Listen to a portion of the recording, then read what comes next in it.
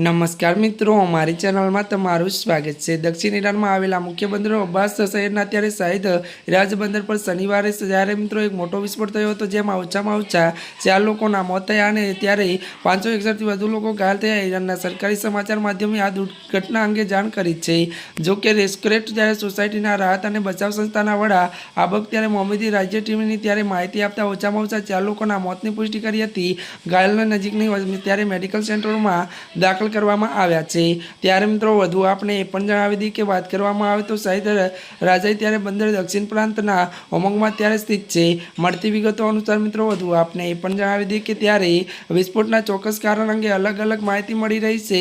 એક સ્થાનિક ત્યારે કટોકટી ત્યારે વ્યવસ્થાપન અધિકારીઓ રાજ્ય ટીવીને જણાવ્યું હતું કે આ દુર્ઘટના ત્યારે શાહિદ રાજા પોર્ટ ત્યારે વિસ્તારમાં ત્યારે સંગ્રહિત કેટલાક કન્ટેનર વિસ્ફોટના કારણે થઈ હતી। જ્યાં મિત્રો અત્યારની આ સૌથી મોટી અને દુઃખદ ખબર મળી રહી છે। ત્યારે મિત્રો આજના માટે આટલું જ। અમારી ચેનલમાં નવા હોય તો અમારી ચેનલને લાઇક, શેર અને સબસ્ક્રાઇબ કરી દેજો। ધન્યવાદ।